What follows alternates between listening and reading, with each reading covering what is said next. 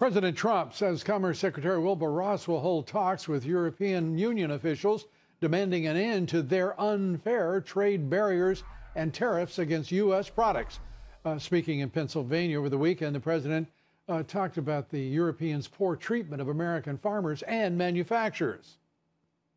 I said, open up your countries. That's countries. They banded together. Why did they band together? To screw the United States on trade. And that's okay. They're allowed, you know.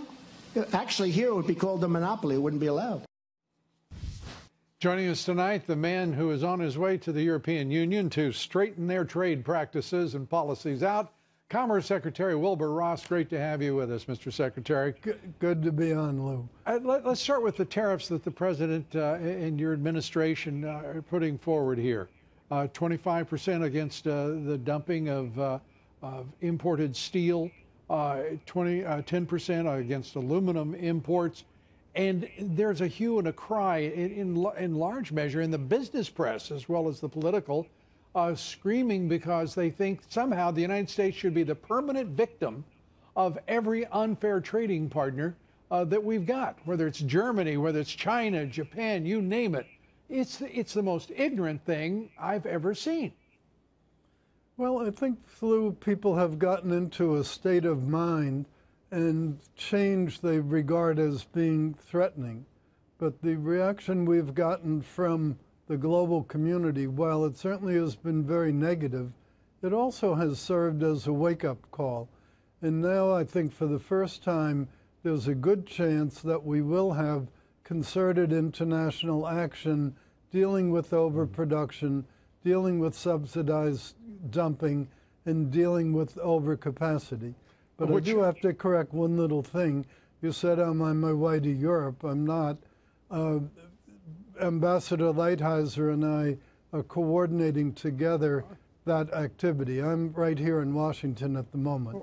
My apologies. I did not mean to boost you for a trip you didn't want to take. Yeah, I have 1 million miles anyway. You're going to get a million more at least probably this year.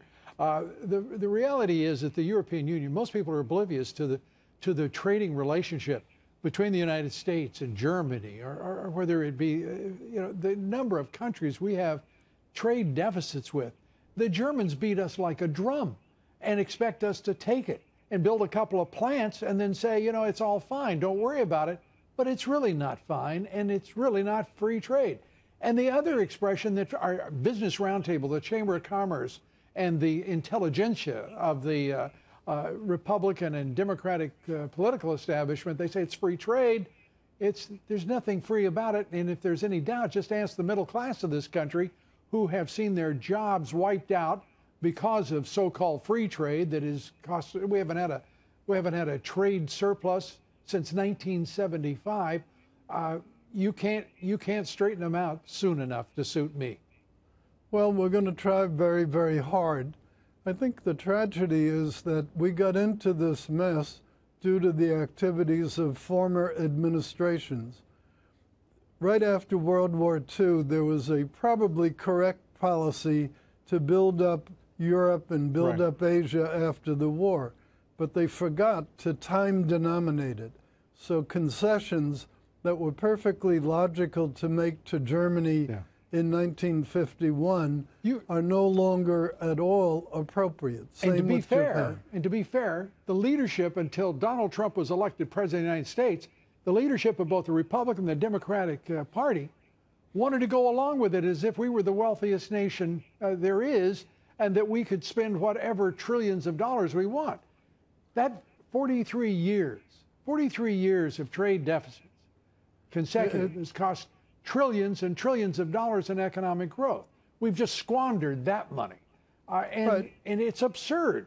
And if it were not for the election of Donald Trump and this administration, of which you are such a key member, I mean, I can't even imagine we'd be a debtor nation in perpetuity. Well, remember, economic security is military security.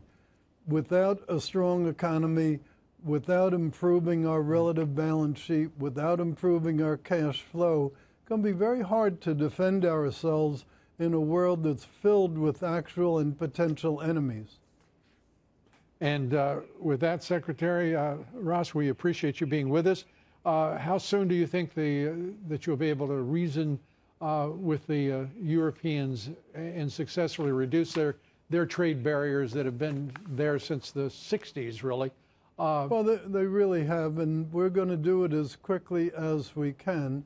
But remember, the decision-making process in Europe is even more complicated than here, because you have all the separate countries, but they can't literally negotiate for themselves. They have to go through the European Commission, which is an even worse bureaucracy than anything you can imagine in Washington. And the last answer we should ever take from Europe is it's complicated. They make it complicated, and willfully so, as you well know. Oh, absolutely. Secretary Ross, great to have you with us. Good luck. Thanks so much. Thank you, Lou.